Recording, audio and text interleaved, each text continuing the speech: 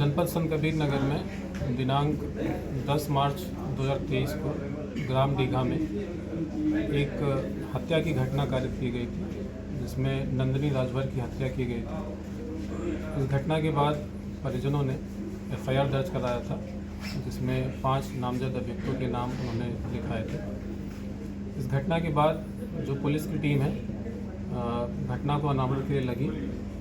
इसमें जो मौके से साक्ष्य मिले थे, जो मृतका का मोबाइल नंबर का सीडीआर था, इसको जब पुलिस ने गहनता से इसका अध्ययन किया तो उसके सीडीआर से एक सस्पेक्टेड नंबर प्राप्त हुआ।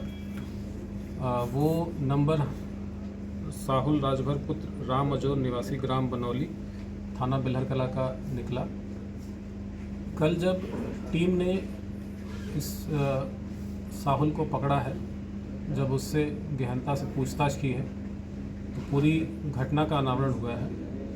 उसने किस तरीके से इनके मृतका नंदिनी राजभर के साथ एक साल पहले संपर्क में आया, उसके बाद कैसे इनके बीच में मोबाइल का आदान प्रदान हुआ, साथ ही कैसे इसने लगभग 26,000 रुपये नंदिनी राजभर को दिए मृतका को, और उसके बाद जब इनके संबंधों में खटास आ गई, मृतका नंदिनी राजभर जब इनसे बात करना बंद कर दिया और किसी और से बात करना स्टार्ट कर दिया, इसी से कुंठित होकर इसने बताया कि इसने ये घटना को अंजाम दिया।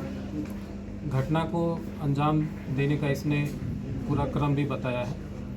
इसने बताया कि इसने प्लान तरीके से एक हथौड़ा जो कि लोहे का है, एक अपने पिट्ठू बैग में रखा, साथ में 2 जोड़ी कपड़े रखे, और ये नंदिनी राजभर जहां इनका घर है उसमें घर में एंटर किया। इसने देखा कि वो फ़ोन पे किसी से वार्ता कर रही थी। लेटकर उसने फिर हथौड़े से सर पे प्रहार किया। पहले प्रहार से ही उसने बताया कि अचेत हो गई। उसके बाद फिर 3 और प्रहार किए। टोटल 4 प्रहार में जब इस मुतमईन हो गया कि मृतका की डेथ हो गई है, फिर उस आला कत्ल हथौड़े को अपने जेब में रखा, छुपाया, अपने शर्ट से ढक के उसको फिर वहाँ से भाग गया। और साथ के साथ जो मृतका का मोबाइल था सैमसंग का, जो कि इसी अभियुक्त ने कुछ समय पहले जनवरी माह में मृतका को दिया था, वो मोबाइल भी वहाँ मौके से लेके चला गया। उसमें जो मोबाइल में सिम कार्ड लगा हुआ था, सिम कार्ड को इसमें तोड़कर मैदावल बाईपास के पास में फेंका, जो कि इसकी निशानदेही पे बरामद किया है पुलिस ने। जो आला कत्ल हथौड़ा था, उस हथौड़े को यहाँ पे अग्रवाल नेत्रालय के पास एक जो नहर जाती है उसी के पास इसने फेंका है, जिसको निशानदेही पे पुलिस ने बरामद किया है। जो 10 तारीख की घटना के बाद इसका मूवमेंट है अग्रवाल नेत्रालय के पास, उसका सीसीटीवी फुटेज भी पुलिस ने बरामद किया है, जो कि ये एस्टैब्लिश करता है कि ये घटना करने के बाद वहाँ पे आला कत्ल फेंकने गया। इसके बाद जो मोबाइल था, इसने मोबाइल के टुकड़े किए और कुछ टुकड़े इसने राजघाट नदी में फेंके, कुछ टुकड़े नदी के पास में सड़क के पास इसने फेंके हैं। वो भी इसके निशानदेही पे पुलिस ने बरामद किए हैं। इसने पूरी घटनाक्रम को बताया है, पूरी घटना को स्वीकार किया है, और आज पुलिस के इस खुलासे से पूरी टीम को मैं अपने बधाई देता हूँ। साथ ही साथ चूँकि बहुत पेचीदा केस था और बहुत टफ केस था, मैं पूरी टीम को 25,000 रुपये का इनाम देने की घोषणा भी करता हूँ। सर, इस मामले में जिनके ऊपर हत्या का मुकदमा दर्ज था, क्या उनका क्या होगा सर? इस मामले में जो 5 नामजद अभियुक्त हैं, उसमें से एक अभियुक्त पूर्व से ही जेल में था। 3 अभियुक्त को पुलिस ने तत्काल उस समय जब मुकदमा लिखवाया गया और कुछ बयान लिए गए थे, उसको जेल में भेजा था।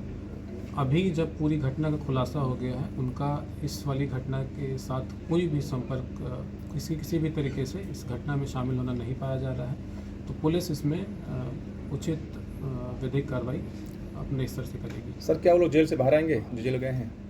क्योंकि देखिए, इसमें 2 मामले हैं। एक पूर्व का मामला 306 का है, जिसमें बताया कि अभी पहले से ही जेल में था। जो 306 का मामला है, उसमें माननीय न्यायालय द्वारा क्या विचारणा किया जाता है, कब इनको बेल मिलती है, जब उनको बेल मिलेगी तभी वो जेल से बाहर आएंगे। दरअसल जो मुकदमा दर्ज हुआ दफ़ा 302 का, इसका सब क्या क्या हुआ?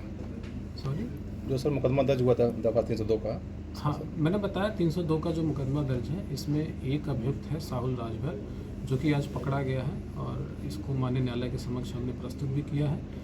बाकी जितने अभियुक्त हैं जिनका पहले नाम या तो नामजद मुकदमा था या जिन पे शक था, उनको उनकी लिखा पढ़ी पुलिस करेगी, उसको इस मुकदमे से बिल्कुल पृथक करेगी। तो सर हत्या की वजह क्या प्रेम प्रसंग ही है? पूरा घटनाक्रम और जिस तरीके से हमने पूछताछ की है, इन्वेस्टिगेट किया है, यही सामने आया है कि इनका आपस में बहुत मधुर संबंध था।